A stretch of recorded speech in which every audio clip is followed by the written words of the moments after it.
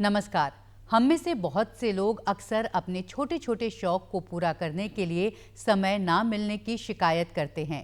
रोज के कामों की व्यस्तता कुछ और करने की इजाज़त नहीं देती। लेकिन आज हमारे साथ जो मेहमान मौजूद हैं, एक प्रशासनिक अधिकारी के तौर पर अपनी सेवाएं देते हुए भी साहित्य का साथ कभी नहीं छोड़ा। सर्विस और साहित्य के साथ साथ बच्चों को पढ़ाने के लिए भी लगातार तत्पर रहे। आज के इस कार्यक्रम में हम उनकी साहित्यिक यात्रा को समझेंगे और समय का प्रबंधन करना भी सीखेंगे। हमारे साथ स्टूडियो में मौजूद हैं पूर्व प्रशासनिक अधिकारी और साहित्यकार सत्य प्रकाश शर्मा। सत्य, कार्यक्रम में आपका बहुत बहुत स्वागत है। धन्यवाद। नमस्कार जी, इस बातचीत के जरिए हमारी कोशिश होगी कि आपकी साहित्यिक यात्रा को समझें और कुछ समय का प्रबंधन करने का तरीका भी आपसे सीखें। और शुरुआत करेंगे आपके बचपन से। आपका जन्म कहाँ हुआ, आपकी प्रारंभिक शिक्षा किस तरह से हुई? बहुत थोड़ा मुश्किल होता है जब स्वयं से बातचीत करता है आदमी, तो उस भूतकाल में चला जाता है कि जहाँ वो छोटा सा बच्चा है, अल्हड़पन में है, बेपरवाह है। जी। प्रारंभिक जीवन की बात करूं तो मैं जिला सहारनपुर के एक छोटे से गांव में एक साधारण से परिवार में मेरा जन्म हुआ, जो आर्थिक दृष्टि से बहुत समृद्ध नहीं था, लेकिन मानवीय मूल्य, साहित्य, भाषा और व्याकरण में बहुत समृद्ध रहा। संभवतः वही मेरे पिता और मेरी माता का जो संस्कार रहा, जो उन्होंने मुझे पुरोहित किया, वही शायद कारण रहा है कि मैं ज़मीन से जुड़ा रहा, साहित्य से जुड़ा रहा, भाषा जुड़ा रहा और अपने से जुड़ा रहा। जी। और प्रारंभिक शिक्षा भी मेरी एक गांव में के स्कूल में हुई, जहां केवल बैठना सीखता है बच्चा, प्रारंभिक व्याकरण की और शब्दावली सीखता है। धीरे धीरे करके गांव से मैं 1972 में सहारनपुर चला आया। जी। वहाँ से फिर मैंने 10th 12th BA और MA इंग्लिश में किया। इंग्लिश के MA करने के बाद रिसर्च का काम किया, लेकिन दुर्भाग्यवश वो पूरा नहीं हुआ। और उन्हीं दिनों मैं फिर UPSC के थ्रू दिल्ली सरकार में सेलेक्ट हो गया। जी। और 1981 के बैच में फिर मैं वहाँ दिल्ली चला गया। वहाँ जाकर मुझे शिक्षा विभाग में नौकरी कर ली और फिर विभिन्न विभागों में काम करते करते कभी प्रशासनिक कार्य देखा, तो कभी सतर्कता विभाग देखा, कभी राजस्व देखा, तो कभी फाइनेंस देखा, कभी हेल्थ देखा। जी। उस फाइल वर्क में करते करते मुझे ऐसा लगने लगा लगभग 6 महीने बाद ही अपनी नौकरी के, कि मैं सफोकेट हो जाऊंगा, मैं घुटन में हूँ। क्योंकि मूलतः मुझे पढ़ना, पढ़ाना और सीखने की ललक रही शुरू से ही, जी। विद्यार्थी जीवन से ही, क्योंकि मंच पे आ गया था मैं 11th क्लास में। उस वजह से मुझे हवा की कमी नजर आई और मैं प्रणाम करता हूँ उस व्यक्ति को जो मेरे जीवन में आया 6-7 महीने बाद ही।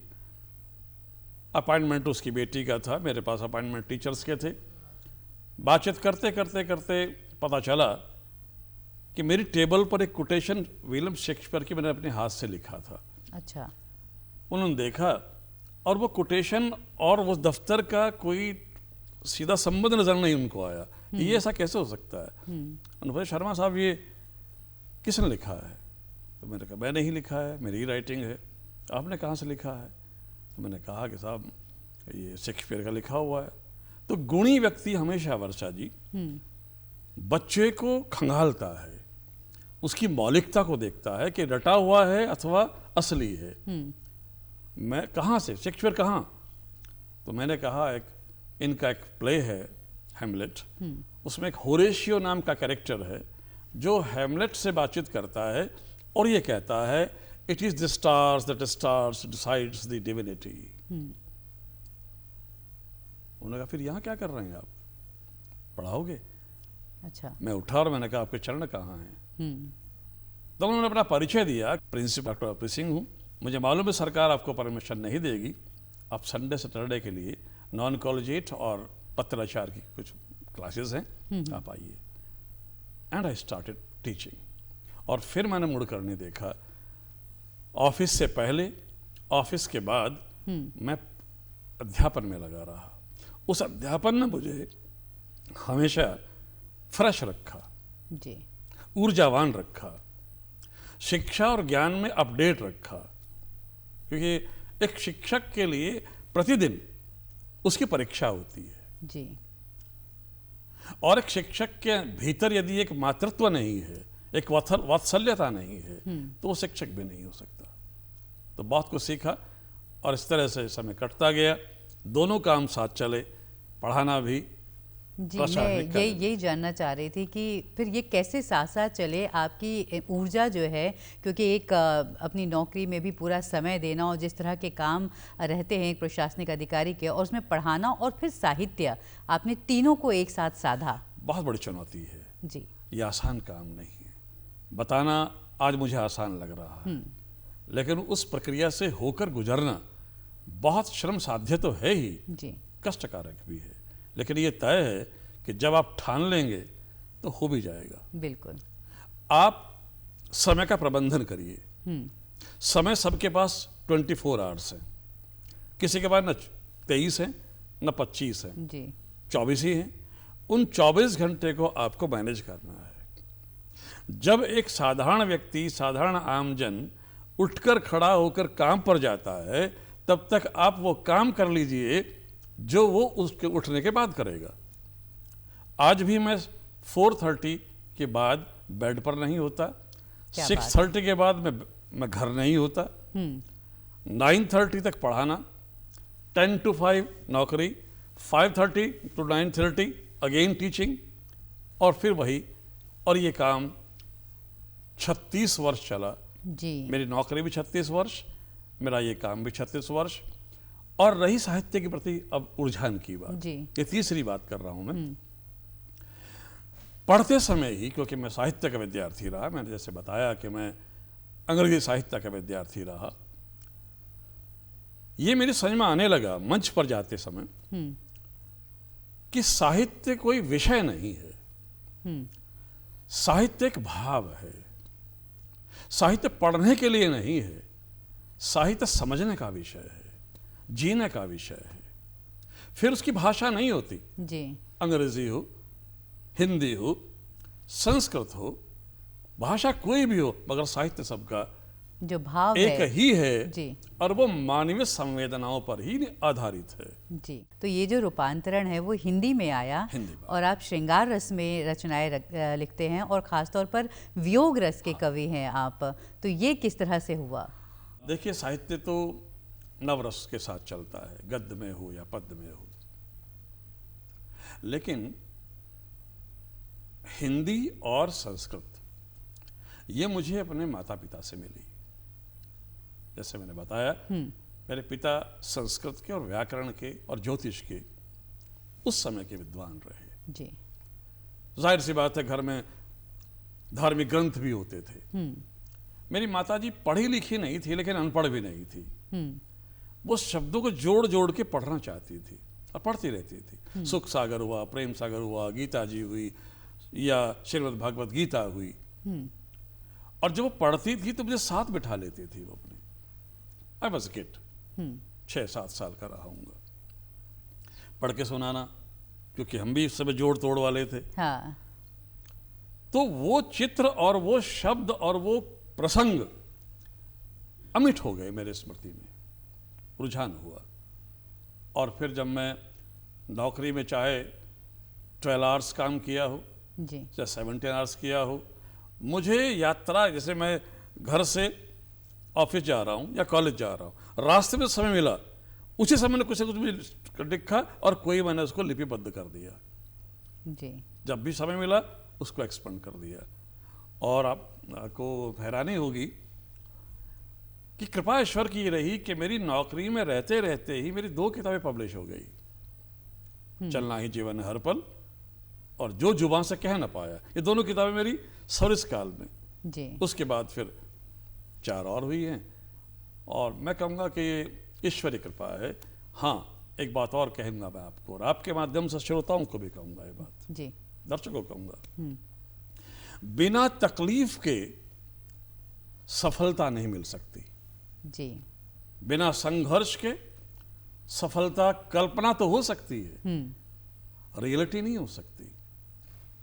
जो भी व्यक्ति सफलता के शीर्ष पर पहुंचा है वो तकलीफ से होकर गुजरा होगा।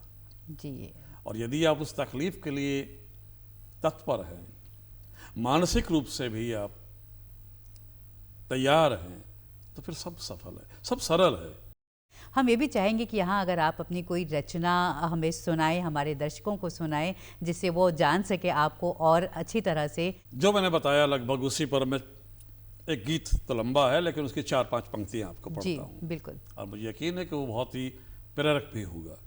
मैं चलता गया, राह बनती गई। मैं चलता गया, राह बनती गई, जिंदगी से सदा यूं ही ठनती गई। मैं चलता गया, मुश्किलों से ही रस्तों की पहचान है, मील दर मील पत्थर बदलती गई। मैं चलता गया, मंजिलों की चाह ने मुझे न रुकने दिया, मेरी खुददारी ने मुझको न झुकने दिया। बढ़ाता गया कदम दर कदम, बात यूं ही मेरी बस बनती गई। क्या बात मैं है। चलता गया। जी। स्वयं की चुनौती स्वयं से ही रखनी पड़ेगी। कभी दूसरे की नकल करना, कभी दूसरे की पहचान के साथ चलना, अपने आप को जोड़ना, ये बहुत बड़ी कमजोरी है। यदि आपको मौलिक रहना है तो अध्ययन करना होगा। जी। आप एक पंक्ति लिखने के लिए आपको 1000 पंक्तियां पढ़ने की आदत होनी चाहिए। जी, बहुत ज़रूरी बात कह रहे हैं आप, तब मुझे आप लगता है। एक जी। पंक्ति लिख पाएंगे। हाँ। तो मैं समझता हूं कि आप जब ठान लेंगे, जब सोच लेंगे, हाँ रुचिकर होना चाहिए। रुचि के साथ काम करेंगे, न कभी थकेंगे न कभी रुकेंगे। अभी आपने कुछ किताबों के नाम भी लिए, सत्य के कंधे पर कविताएं और चलना ही जीवन है हर पल। इन किताबों के बारे में बताइए कि किस तरह के संग्रह हैं ये, इनके पीछे की कहानी क्या है। हाँ, ये भी सही पूछा आपने। देखिए, सृजन का कारण मात्र कल्पना नहीं हो सकती।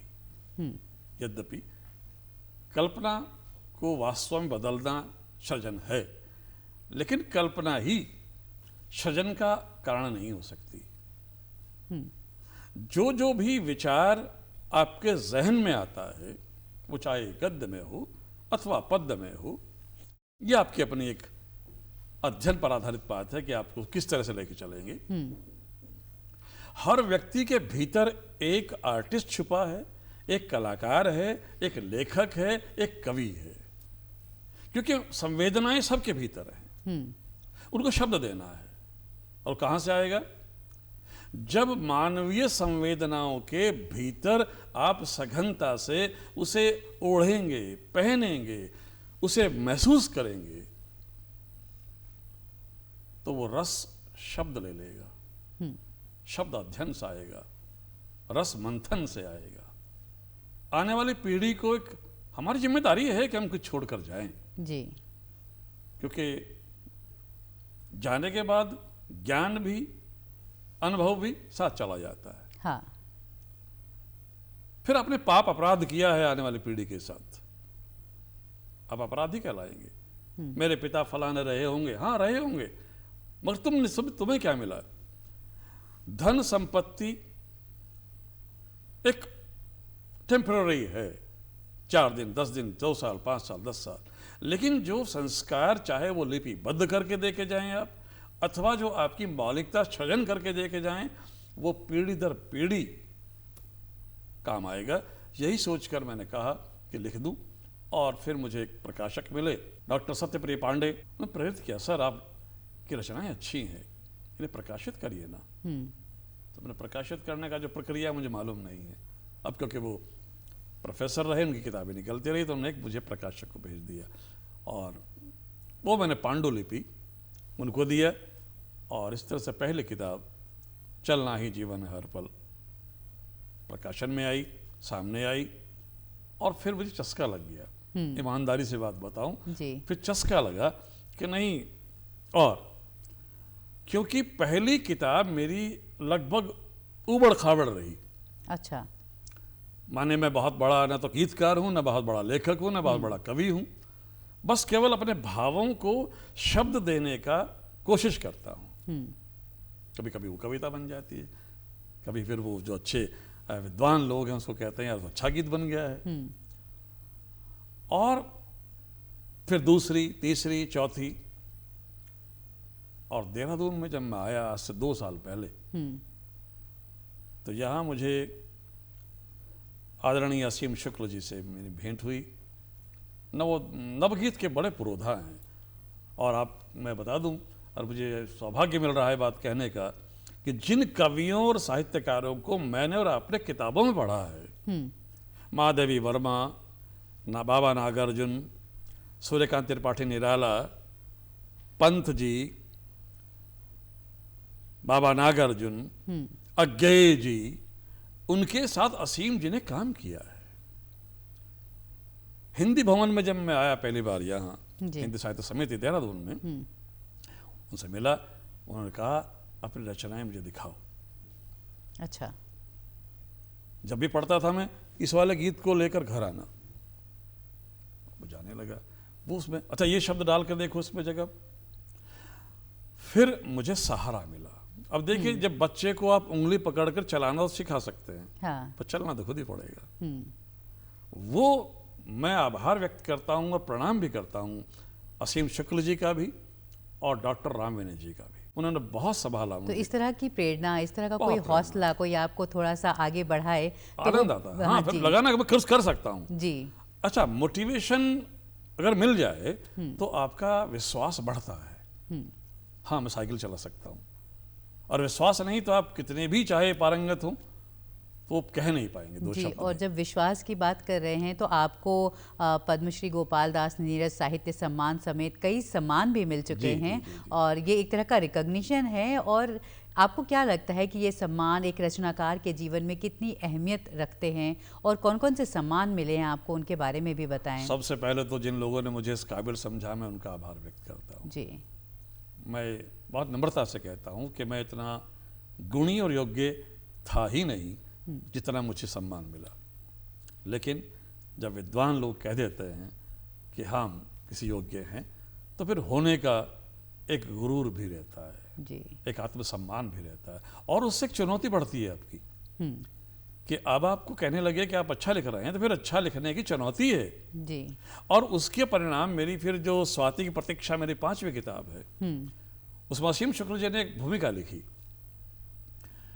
और इस काबिल बनाया उस किताब को कि वो पठनीय है। फिर चातक स्वर जी। एक हमारी बहुत बड़ी उपन्यासकारा हैं देहरादून में, उत्तराखंड के लगभग 12 उपन्यास उन्होंने लिख दिए हैं अभी तक, डॉली डबराल जी। उन्होंने फिर चातक स्वर, जो मेरे अंतिम किताब अभी निकली है, उसकी भूमिका लिखी। बहुत प्रसन्नता मुझे हुई कि उन्होंने मेरे लिए कुछ लिखा और मुझे समझा कि कुछ कर रहा हूँ। बस फिर मान के चलेगा, अब चुनौती यही है कि मैं उनकी कसौटी पर खरा उतरता रहूँ। गीत विधा में लिखने का मुझे शौक रहा। मैं समझता हूँ कि साहित्य की सभी विधाएं अच्छी हैं, उत्तम हैं, लेकिन गीत एक ऐसी सरस विधा है जो राग और ताल दोनों के बगैर अधूरा होता है। तो मैं चाहूँगी यहाँ आप क्यों ना गीत विधा में कुछ पंक्तियाँ गुनगुना कर या कहकर, जिस तरह से आपको उचित लगे, आप सुनाएं। मैं एक गीत, जैसे मैंने कहा कि श्रृंगार पे मैंने संयोग और वियोग दोनों को पकड़ा, लेकिन वियोग को मैंने थामा है जी। एक गीत मैं श्रृंगार के प्रेम भाव से लेके चलता हूँ जिसमें वियोग नहीं है, लेकिन एक वार्ता है। थम जा चांद, ठहर जा एक पल, रात ने ली अंगड़ाई है, वसुधा ने श्रृंगार किया है, घूंघट में शर्माई है, थम जा चांद। क्या बात है, बहुत बढ़िया। और जिस तरह से आपकी कविताओं के किताबों के या गीतों के बारे में भी देखें, जो आपने प्रतीकात्मक जो आपके शब्द हैं, जैसे चातक के शब्द या स्वाति की प्रतीक्षा, इस तरह के शब्दों का आपने बहुत इस्तेमाल किया है, बिंबों का बहुत इस्तेमाल किया है। वर्षा, सपाट लेखन और सपाट सृजन साहित्य में स्वीकार्य नहीं होता। अलंकार का प्रयोग किसी भी रचना को सुशोभित करता है, उसे एक स्तर प्रदान करता है। बात सीधी कहनी है आपको। इसलिए प्रतीकों के माध्यम से, क्योंकि अब प्रतीक कहां से लेंगे आप? प्रकृति से। हाँ। एक सूत्र है हमारे यहां, यथा पिंडे तथा ब्रह्मांडे। जो ब्रह्मांड में है, जो प्रकृति में है, वही हमारे भीतर भी है।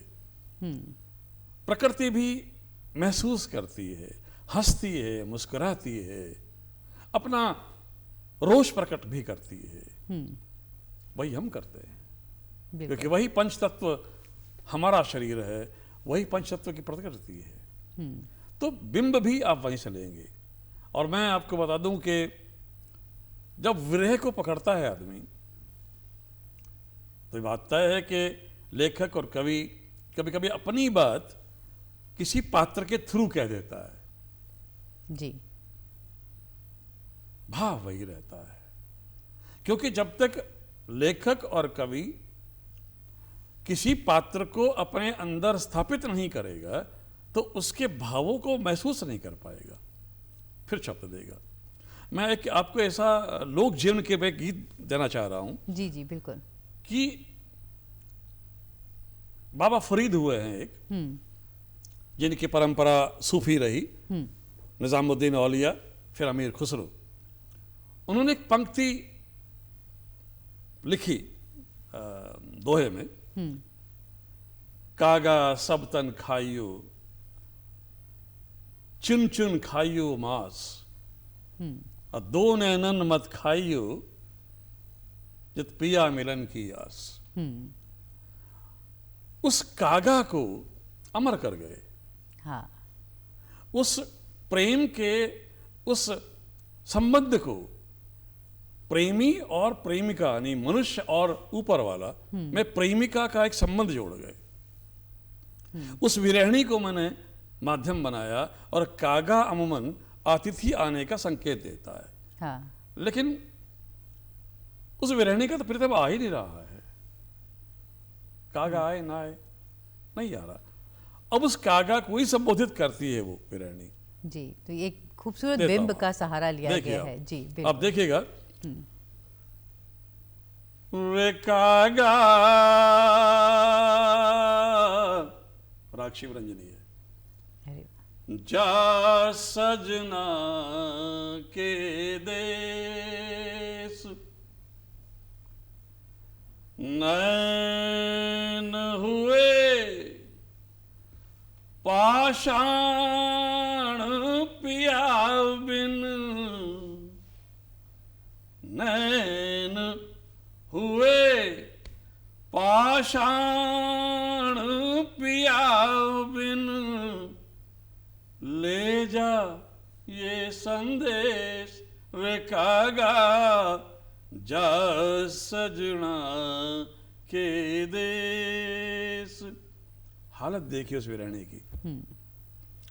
स्मृतियों के वातायन से झांक रही धुंधली तस्वीरें, अधरों पर हैं खिंची खिंची सी, गहरी गहरी त्रसित लकीरें, आंखों से झरती है पीड़ा, यादों के अवशेष रे कागा जा सजना के देश।